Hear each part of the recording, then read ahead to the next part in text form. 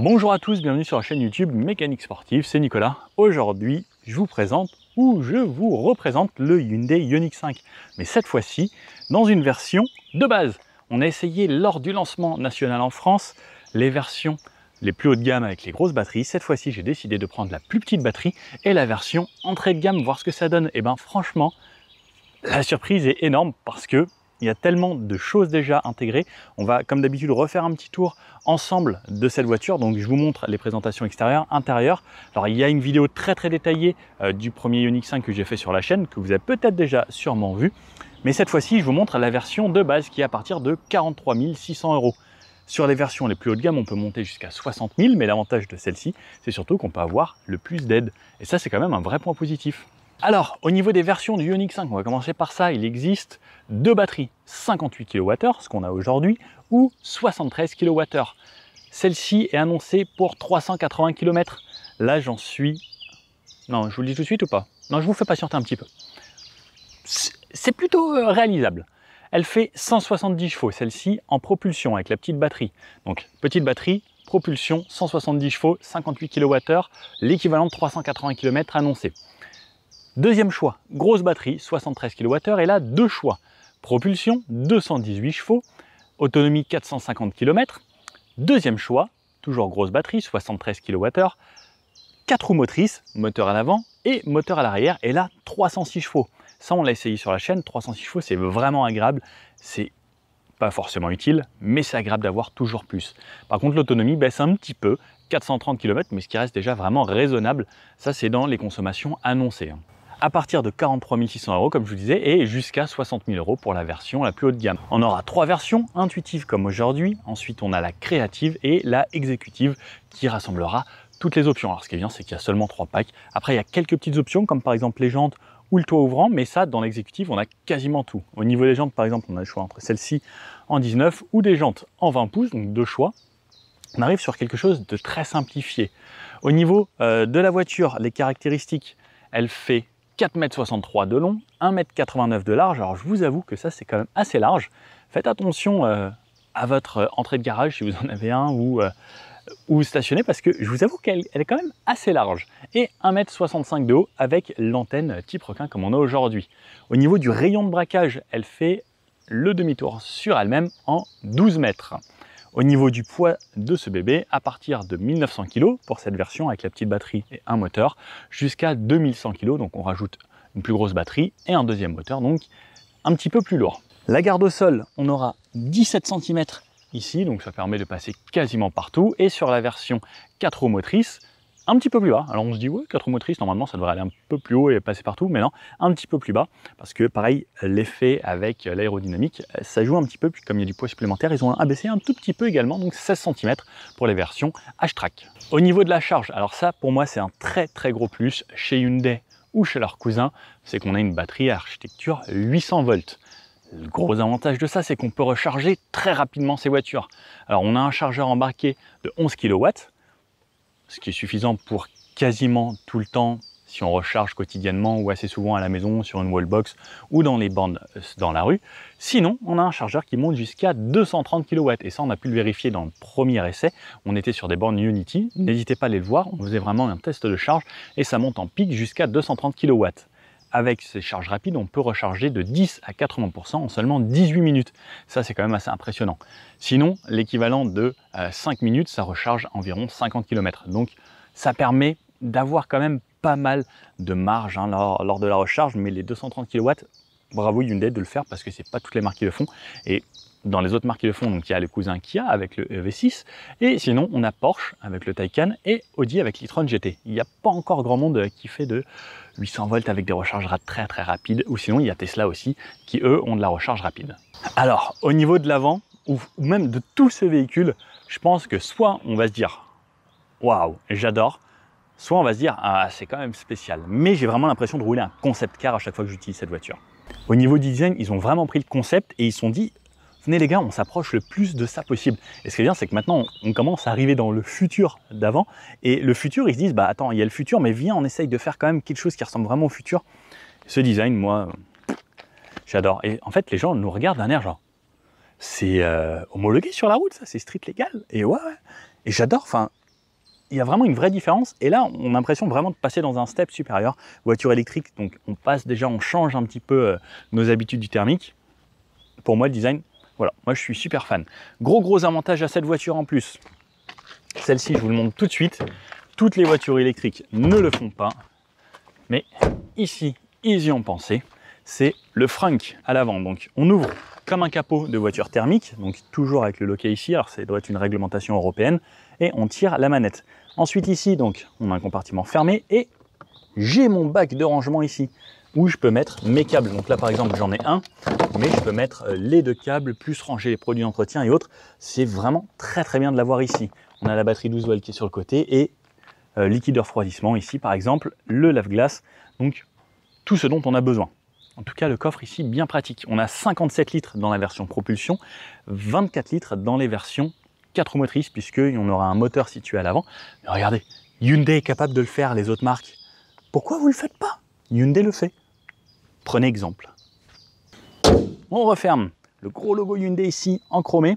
Alors selon les versions qu'on va avoir, on va avoir donc toujours ces blocs ici de feu en full LED, mais on pourra avoir cette partie-là où on aura des petits stries comme ça qui s'illumineront la nuit avec un grand bandeau en fait qui s'allumera de nuit. Alors je vous avoue que c'est très joli lorsqu'on peut l'avoir, mais c'est sur les versions un petit peu plus haut de gamme. Pareil ici au niveau des feux où on a sur la partie basse, ce sera un petit peu différent selon les versions. Mais pour moi déjà, ça c'est la version de base, dites-vous.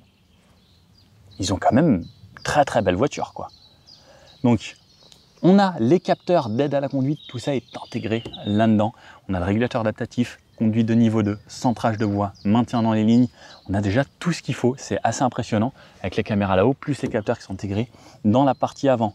Des feux que j'adore. Alors ils appellent ça des feux pixels ici à l'avant comme à l'arrière, donc on a plein de petits carrés. Il y a vraiment de la recherche qui a été faite et c'est appliqué sur un modèle de série. J'aime quand c'est poussé jusqu'au bout. Pareil là, des petits carrés qui rappellent les pixels, des petites grilles. Et cette partie ici sur le bas qui va venir s'ouvrir, parce que donc comme vous pouvez voir, hein, c'est une face totalement fermée. C'est fermé pour l'aérodynamique, pour pas qu'il y ait de l'air qui s'engouffre, mais par contre, lorsqu'on va l'utiliser, par exemple, on va tirer un petit peu sur les batteries chauffent forcément un petit peu, donc il y a un système de refroidissement, donc des petits clapets ici qui viennent s'ouvrir et refroidir les batteries si besoin. La plaque, et on n'a pas de caméra 360 sur ce modèle aujourd'hui, mais sinon ça existe aussi en caméra 360 degrés. Et ça, c'est vraiment cool parce que les caméras sont de bonne qualité également. Sur le côté, on reprend les codes du SUV, hein, donc les arches de roue ici, plus le bas plastique, pour donner ce côté un petit peu SUV, un petit peu off-road, passe-partout. Bon, avec 16 à 17 cm de garde au sol, les chemins, ça se fait sans problème. Ce que j'aime beaucoup, c'est travailler ici. Enfin, il y a beaucoup de détails à apporter à cette voiture. C'est, par exemple, là, ça fait un petit peu comme le diaphragme d'un objectif. Vous savez, le petit truc à l'intérieur des objectifs des appareils photo. Et ben là, on a un petit peu ce style qui est repris sur les côtés. Des grandes jantes en 19 pouces. 19 remplit vraiment bien. Hein. On a des pneus assez hauts en hauteur. On a du 55, donc du 235, 55, 19. On pourrait les avoir également en 20 pouces. 20 pouces, c'est encore plus joli. Et ça, c'est une des options qu'on peut choisir. Sur le côté, une ligne qui traverse ici, là, plus ce bas de caisse qui vient se rompre là-bas. Alors, c'est bien travaillé parce que ça se refond ici, des poignées affleurantes, donc c'est vraiment intégré dans la portière. Lorsque j'ai la clé dans la poche, juste appuyer sur la poignée, ça verrouille sur le petit carré ici. Là, ici, il y a 5 petits carrés pour pouvoir appuyer et sortir la poignée pour m'ouvrir la porte. Elle reste toujours ici à l'intérieur, il n'y a pas un petit moteur électrique qui vient l'ouvrir. On aime ou on n'aime pas. Il y a certaines voitures qui, effectivement, vous sortent la poignée. Je vous avoue que moi, je préfère que ce soit rangé tout le temps, plutôt que ça sorte toujours et que lorsqu'on s'approche de la voiture, tac, ça s'ouvre, ça fait moins joli quand même. Des rétros ici, couleur carrosserie, donc avec ce gris, on a plusieurs couleurs. On aura des couleurs mat également, avec une sorte de gris mat très joli que j'avais essayé. Partie basse plastique, le répétiteur clignotant ici, on pourra avoir des caméras également sur les rétros avec l'affichage de l'angle mort dans le cockpit. Alors ça, regardez l'autre vidéo également si vous voulez, mais là, on est vraiment sur la version de base où il n'y a pas toutes ces options en plus. Sinon, vraiment quelque chose après d'assez stylé, des lignes fortes avec du fort caractère, la petite antenne type requin et là ce long béquet ici qui est fendu pour encore avoir de l'aérodynamique et on a de l'air qui passe ici à l'intérieur qui ressort au niveau de la fenêtre arrière. L'essuie-glace, il n'y a pas d'essuie-glace sur celle-ci, sinon on a un essuie-glace caché en haut, donc ça c'est une option parce que là on ne l'a pas en bas avec le gros bras qui fait ça chez Hyundai, il aime bien le cacher là-haut dans le petit béquet. Sur l'arrière, voiture tout aussi atypique, les feux toujours en pixels avec tous ces petits carrés. Le clignotant se trouve pas ici directement, il est un petit peu plus bas. Vitre assez inclinée, donc on a vraiment de là jusqu'à tout en haut, c'est une seule partie, donc du verre, mais on a vraiment une seule ligne. Le Ioniq 5 qui rappelle ici parce que si c'est pas marqué, que vous avez jamais entendu parler de cette voiture, vous vous dites vraiment ça sort d'un film où il y a un film et on doit tourner quelque chose du futur à l'extérieur.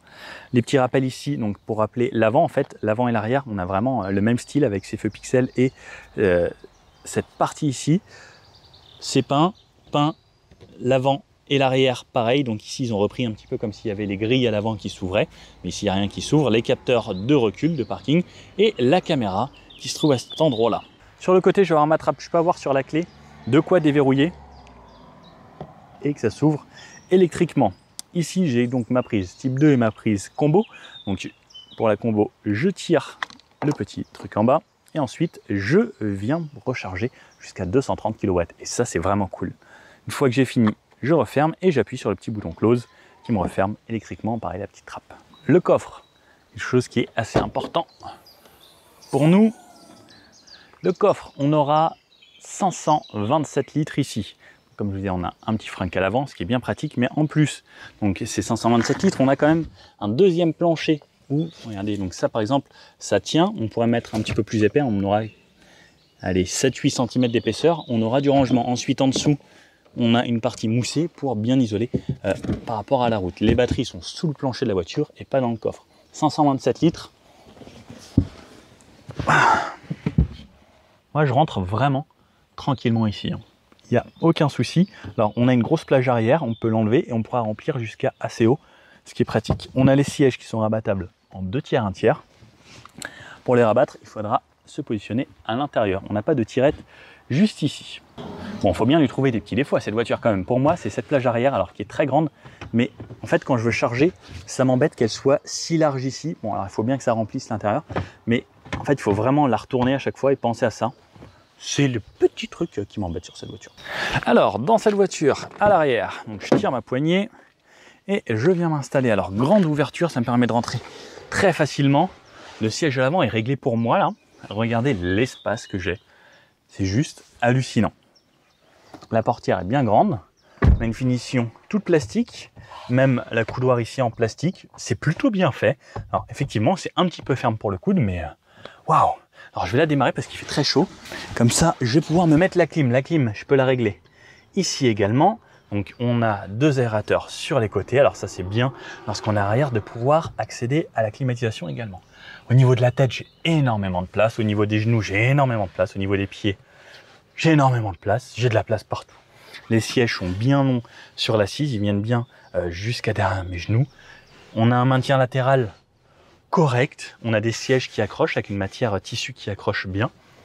On a un couloir central confortable et moelleux.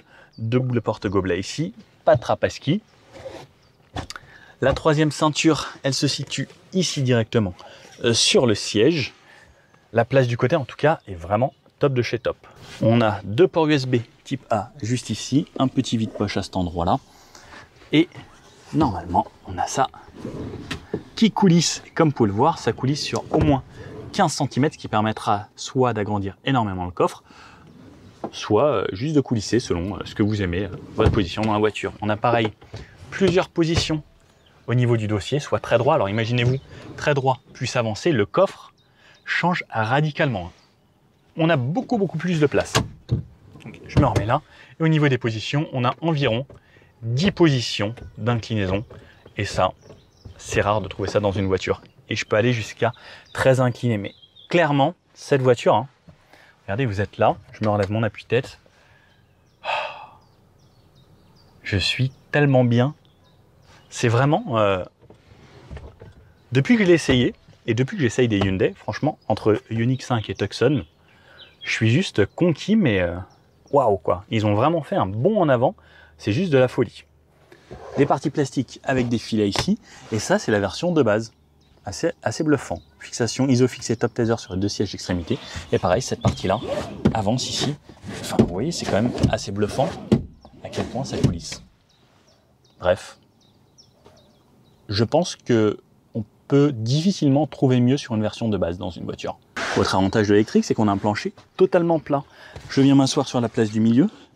Alors, moi, je suis pas hyper large, mais je sens que les ceintures viennent ici au niveau de mes fesses. Et ça, je vous avoue que ça me dérange un petit peu. Comme elles sont pas montées sur des sangles ou des boucles qu'on peut bouger, je vous avoue que ça me dérange un tout petit peu quand même ça. Bon, après, il me suffit d'avancer un peu les fesses. Et comme j'ai de la place ici, mais même regardez, là, mon 44-45 passe sans problème à plat. Et je suis bien. Par contre ici, très peu de maintien, un dossier dur puisque c'est un accoudoir. L'assise est aussi plus ferme que les sièges sur les côtés. Mais on pourra quand même rester là sans trop de soucis. Allez, je vous emmène avec moi à l'avant. Donc j'appuie ici, je tire et on rentre à l'intérieur. Comme vous pouvez le voir, une grande bouteille d'eau de 1,5 litre tient. Alors elle dépasse un petit peu, mais ça tient à cet endroit-là. On a cette partie donc full plastique sur le bas, du cuir sur la coudoir ici et du plastique, pareil, en dur là-haut, pas de moussé ou autre. La poignée assez sympathique, les réglages des fenêtres et des rétroviseurs ici avec le verrouillage du véhicule, pareil. Ioniq 5 qui est noté ici sur le plastique, sur le seuil de porte. On a des sièges qui sont manuels. Voilà, comme vous pouvez voir, ils sont bien rembourrés ici au niveau des renforts sur les côtés et au niveau de l'assise un petit peu. Alors je vous montre sur l'autre comme il n'y a pas d'ombre. Mais des sièges plutôt confort, pareil, avec le petit rappel des pixels ici. Les appuis-têtes qui sont plutôt moelleux. Tout en tissu, donc siège 100% tissu juste ici. Allez, je monte à l'intérieur et je laisse la clim. Donc là, toute la voiture est démarrée. Et l'avantage, c'est que c'est silencieux depuis tout à l'heure, c'est démarré. Lorsqu'on est conducteur, voilà le point de vue qu'on a. Donc un volant assez atypique. Alors moi, ce qui m'avait choqué la première fois, c'est ça. C'est ces 4 points ici et qu'on n'ait pas le logo Hyundai. Alors c'est très original, mais j'aime beaucoup. C'est ce qui va à mon avis y avoir sur toute la gamme Ioniq. Sur la gauche, on a ici le réglage de la hauteur des feux, désactiver le SP, le auto hold et le frein de parking, donc le frein à main. Ça c'est juste pour faire joli. Les aérateurs que je peux régler ici. Double écran de 12,3 pouces, très lisible, donc en blanc. Moi j'aime beaucoup blanc sur blanc, avec toute cette partie blanche, ça fait vraiment futuriste. Alors certains me disent que ça fait un petit peu rappeler une certaine marque de téléphone, et effectivement ça me rappelle une certaine marque. N'hésitez pas à me dire dans les commentaires laquelle, si vous arrivez à trouver. Au niveau du volant, ce que j'aime bien, c'est on a un petit satellite comme chez Audi ou Bugatti ici, avec les drive modes. Je peux vous montrer tout de suite les drive modes. J'appuie, j'ai sport, normal ou éco. Donc ça fait normal, sport avec un petit peu de rouge et éco de cette façon en bleuté, avec toujours un affichage vraiment très futuriste. Sur la gauche, je vais avoir ma commande vocale, les modes pour la radio, le volume, changer de musique, décrocher le téléphone et une touche favori que je peux personnaliser. Sur la droite, ça va être mon réglage des menus ici, donc je vais pouvoir faire défiler les menus là-bas, les pressions des pneus, les réglages de la voiture et autres. Ensuite, je vais pouvoir défiler dans les menus avec cette touche. Ça, c'est pour le régulateur de vitesse. J'active le régulateur avec la touche ici en haut et ensuite je règle ma vitesse avec celle-ci. Ça, c'est pour le centrage de voie, donc la conduite de niveau 2. Et ça, c'est la distance avec le véhicule qu'il y a devant moi. Derrière ici, vous allez pouvoir trouver 2 palettes. Les 2 palettes, on a plusieurs modes. Donc là, par exemple, vous pouvez voir ici Level 3 qui est noté.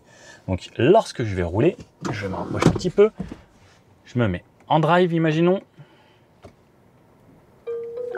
Alors là, je démarre la voiture, ready, je me mets en drive. Et là, quand je tire les palettes, vous pouvez voir level 2, level 1, level 0. Level 0, c'est 0 récupération d'énergie. Lorsque je tire sur la palette moins, je vais avoir level 1, level 2, level 3, donc 3 niveaux de récupération ou high pédale activé. Ça veut dire que lorsque je vais relâcher ma pédale accélérateur, je pourrai aller jusqu'à l'arrêt complet. Et ça, c'est vraiment top de chez top. On peut parler des consommations. Depuis la dernière recharge à 100%, j'ai réalisé 188 km, il me reste 171 et j'ai utilisé 50%. Donc là, vous pouvez voir vraiment, sans tricher, 100%. Alors, j'ai pas fait exprès d'arriver à 100% pile poil, à 50% pile poil ici, mais voilà la réalité. 25 degrés avec un gros soleil comme ça depuis que j'ai la voiture, donc ça tape énormément. La climatisation est toujours réglée entre 18 et 19 degrés avec la ventilation minimum ici dans la voiture. Donc les palettes, récupération au top de chez top.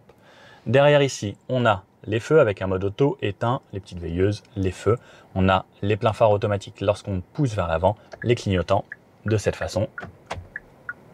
On n'a pas les petits ronds parce qu'on a la version entrée de gamme aujourd'hui. Mais déjà, vraiment très très cool. Sur la droite, ce sera juste les essuie-glaces. Et comment on passe les vitesses sur cette voiture? Pour aller vers l'avant, drive, on va vers l'avant. On tire vers nous, comme ça, pour reculer. Et ça m'active mes caméras de recul. Caméras de recul de qualité moyenne sur cette version aujourd'hui, parce que c'est l'entrée de gamme. Sinon, on a beaucoup mieux sur la version haut de gamme.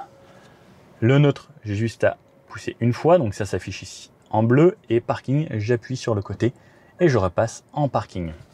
Le deuxième écran ici qui est tactile avec les mêmes menus que sur quasiment tous les Hyundai, sauf que cette fois-ci c'est blanc ici et c'est très très joli. Donc les menus, il y a des vidéos dédiées à ça directement. Seule différence, c'est que là on a un mode EV ici, donc lorsque je clique, je vais avoir des informations sur l'autonomie, sur où est-ce que je suis, où est-ce que je peux charger. Donc là par exemple Mix Orge, Yvette-sur-Seine, là j'ai une borne à 1,6 km. Mon autonomie, où est-ce que je vais arriver. Donc là, avec la clim, il me dit que j'ai 171 km. Si j'enlève la clim, je pourrais faire 190. Donc là, j'ai vraiment pas mal d'infos. C'est quand même vraiment cool et je peux programmer ma charge, ma ventilation, etc. Le V2L, c'est véhicule to load. Ça veut dire que je peux transformer ma voiture en générateur pour ma maison, pour un barbecue, pour une plancha ou de la musique. Ma voiture peut servir de prise 230 volts.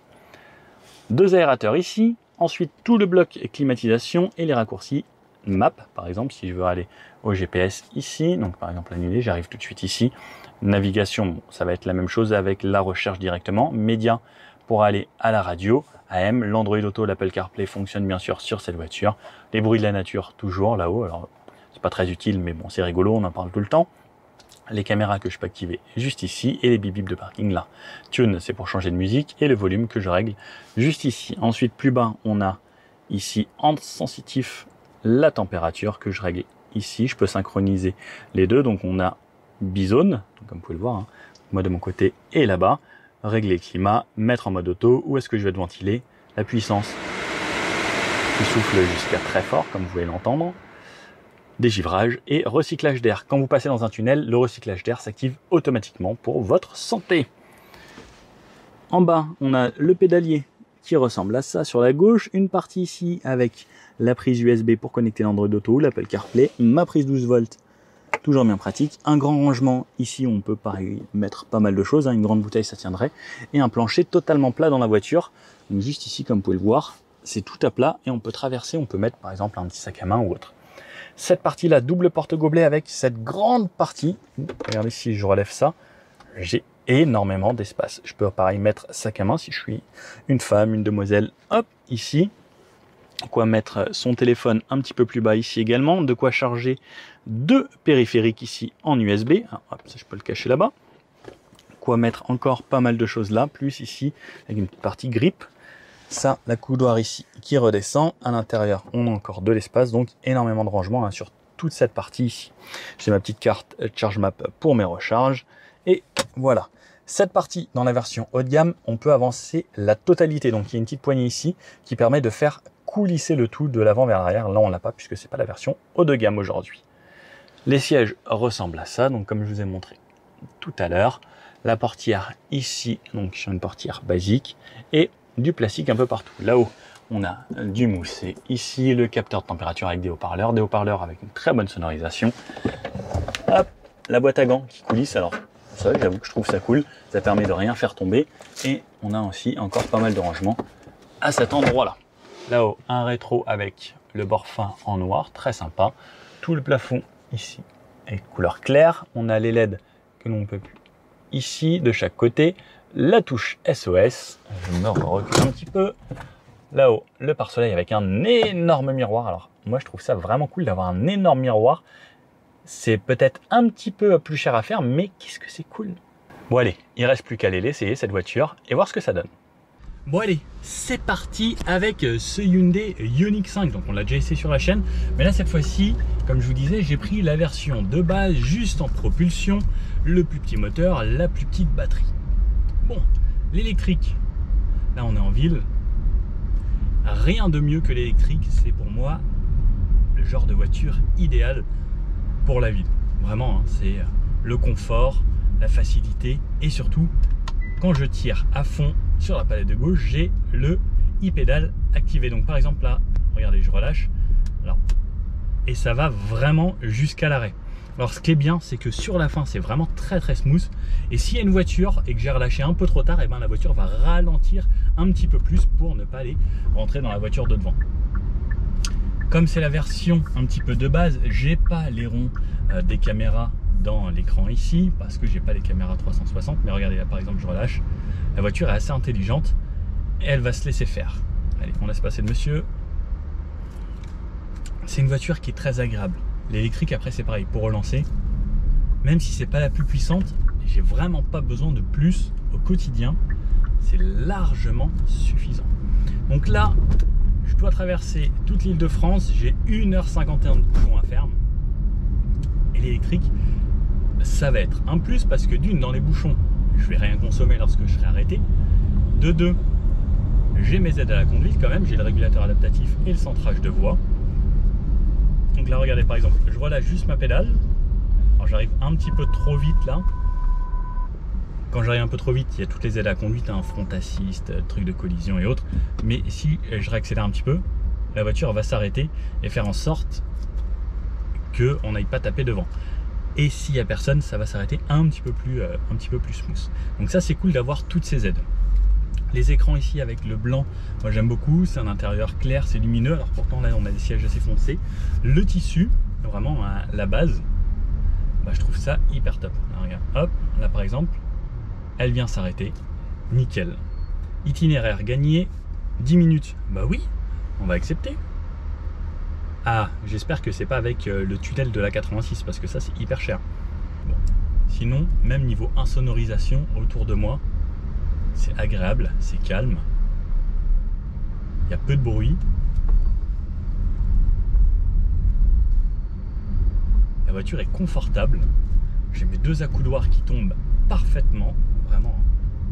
J'ai déjà roulé pas mal depuis ce matin avec. Enfin, pas mal.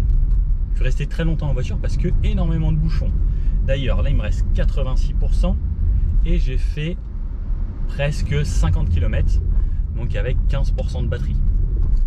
Pour vous faire une idée, on est à peu près à 35 km réel pour 10%. Donc si on fait x10 pour arriver à 100%, ça nous donne une autonomie de 350 km. Quand je suis parti, ça m'affichait 365. Là j'ai fait 50 environ. Elle m'affiche encore 300. Alors il y a eu des bouchons, il y a la clim. Aujourd'hui il fait 25 là. Alors le soleil c'est un peu couvert, mais tout à l'heure au soleil c'était vraiment très chaud. La clim tourne depuis ce matin, 19 degrés, 2h21 de passer dans la voiture. Et en 2h21, j'ai seulement 14% d'autonomie qui sont partis. Pour vous faire une idée de, si vous faites de la ville, vraiment pas utile d'avoir une grosse batterie. La grosse batterie sera utile si vous faites vraiment assez souvent des longs trajets, ou si vous voulez effectivement recharger moins souvent. Mais ce genre de voiture, si vous la rechargez à la maison fréquemment, pas utile d'avoir les grosses batteries. Hop, alors là on va avoir un petit rond-point. Alors ce qui est top, c'est que la voiture elle prend pas de roulis. La direction c'est pas la plus vive de tout ce qu'il y a, mais moi je bouge pas du tout dans mes sièges, je suis hyper bien maintenu. Ils sont super creusés, donc vraiment dans le siège je vais rester collé, même si je vais conduire de façon dynamique, aucun problème vraiment. Moi j'adore cette voiture. Depuis la première fois que je l'ai essayé et que j'ai découvert cette Ioniq 5, j'ai adoré. On a tout ce qu'il faut à l'intérieur, les écrans, la navigation, l'Android Auto, l'Apple CarPlay, des accoudoirs, de l'espace. Ça c'est pareil, l'espace que j'ai ici au genou, regardez, enfin, je peux passer parce qu'on a un plancher totalement plat dans le véhicule. C'est top, en fait mon genou vient taper contre rien et il est maintenu avec le siège ici grâce à ma cuisse. Donc ça, pour moi, ça reste aussi un vrai plus. C'est plein de petits détails comme ça qui font que une voiture, elle nous plaît. Et là, la luminosité, ce grand pare-brise, ces grandes fenêtres, ce bien-être dans la voiture. Pareil, la musique avec la radio DAB, on a une super sono. Alors c'est la sono de base, hein, et le son est top. Il n'y a pas grand-chose à dire sur cette auto en vrai. J'aime beaucoup et c'est tout. C'est mon petit kiff. Et j'avoue que Hyundai, je suis pas payé ou quoi que ce soit par Hyundai, hein, mais pour moi c'est les meilleurs rapports qualité-prix Et même l'originalité de cette voiture fait que bah, pour moi elle est au-dessus parce qu'il y a un truc quoi, il y a vraiment un truc. Et en plus avec les aides il faut en profiter assez rapidement parce que ça va bientôt disparaître. Ça l'amène quand même à un tarif assez accessible quoi.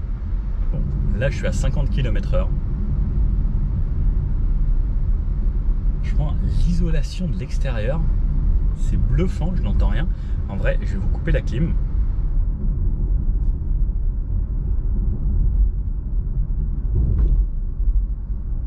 Je sais pas si vous entendez, mais à part les légers bruits de roulement, il n'y a pas grand chose. Hein. Pourtant là, le volume s'adapte. Il y a un bus, des motos, des voitures.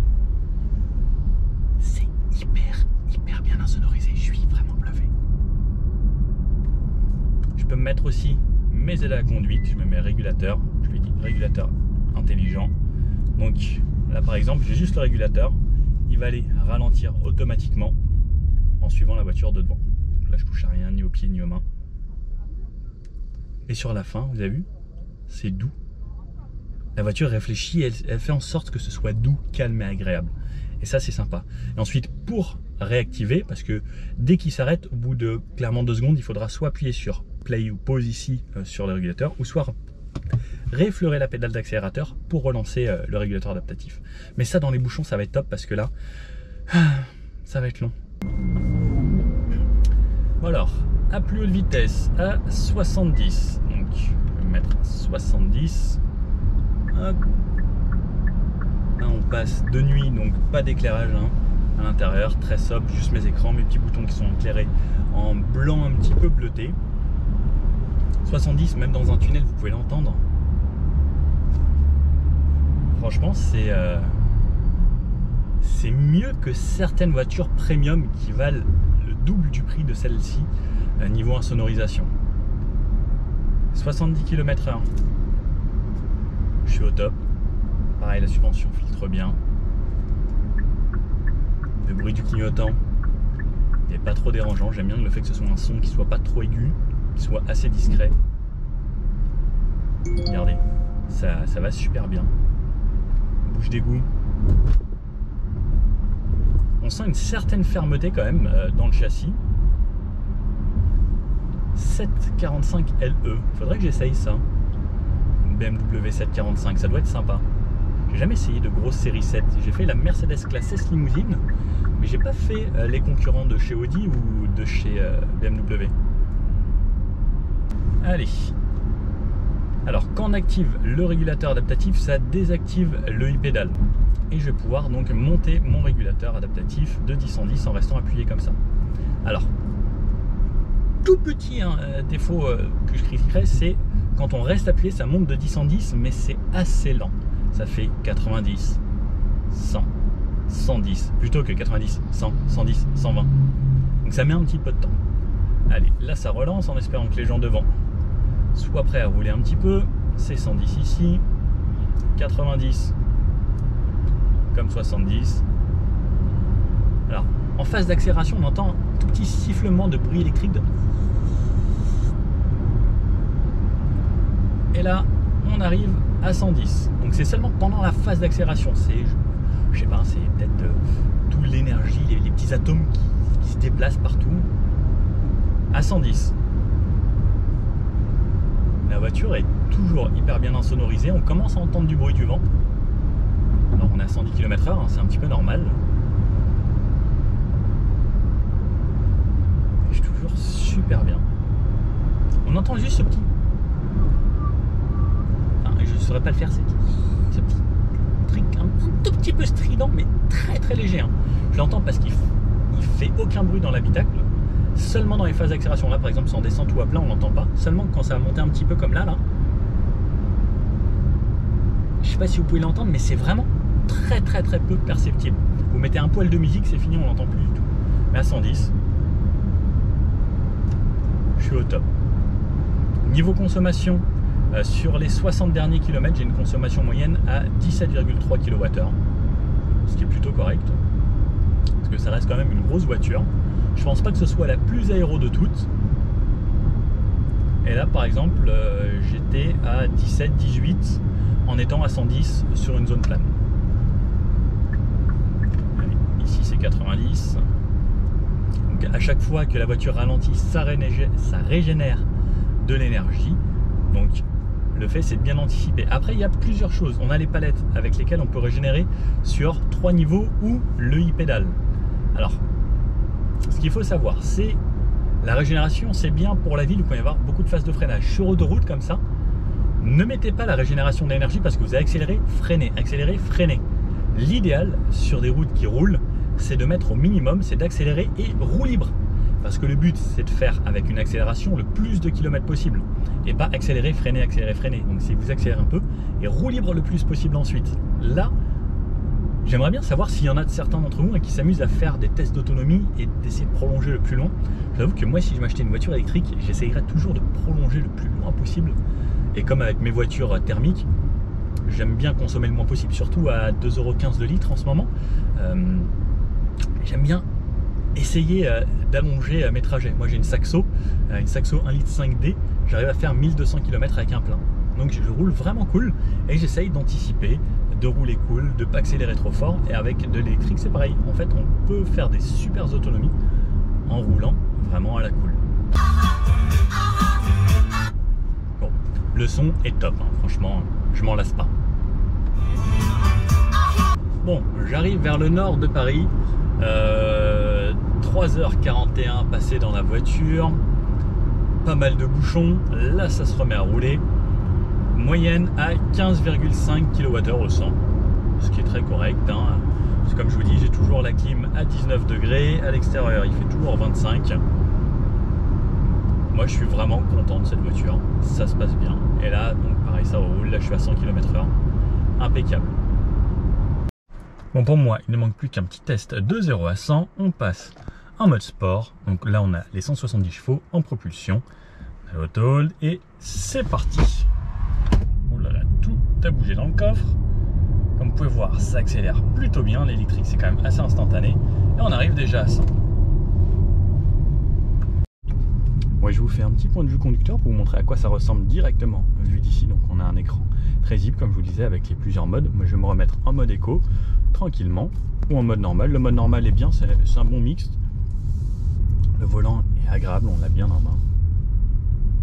Je vais tirer plusieurs fois pour avoir le e-pédale. Le e-pédale, si je relâche tout, regardez, la voiture va vraiment jusqu'à l'arrêt. Hop, je touche à rien, je suis à l'arrêt.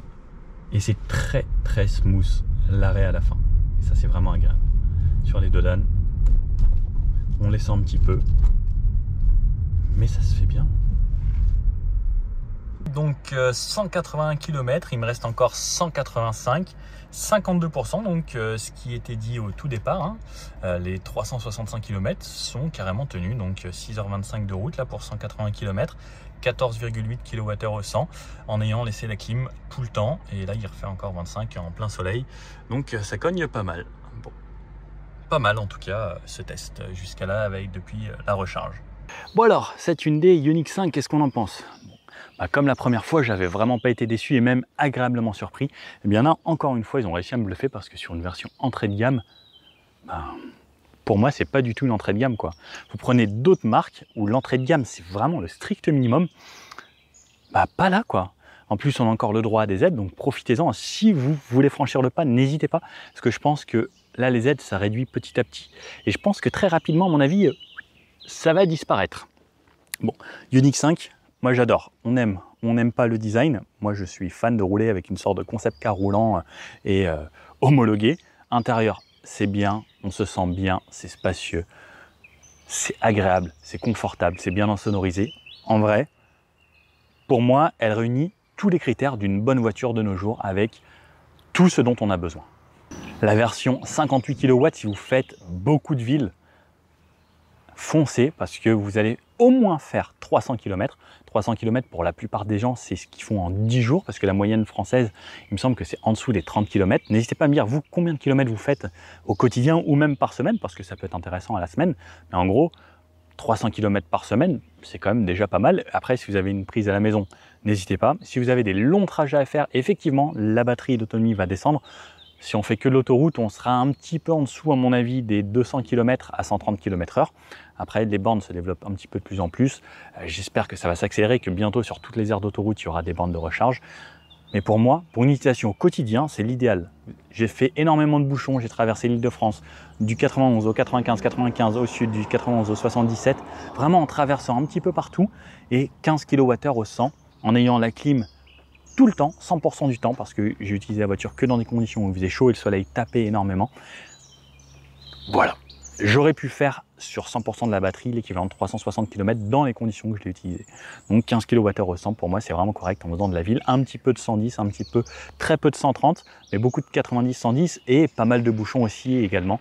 Donc très bon retour pour moi sur cette auto. N'hésitez pas à me dire ce que vous en pensez, est-ce que vous prendriez celle-là ou une autre? Comme d'habitude je vous pose la question, si celle-là, pour quelle raison? Et si c'est une autre, pour quelle raison? J'aimerais bien savoir, ça me permet moi aussi de me faire un petit peu de retour et d'en savoir plus sur ce qui vous intéresse. Bon, si cette vidéo vous a plu, n'hésitez pas comme d'habitude, le petit pouce bleu, ça fait toujours plaisir et moi ça m'aide à développer cette chaîne et à faire toujours plus de contenu. Et je vous dis à bientôt pour une prochaine vidéo et abonnez-vous si ça vous fait plaisir. Ciao!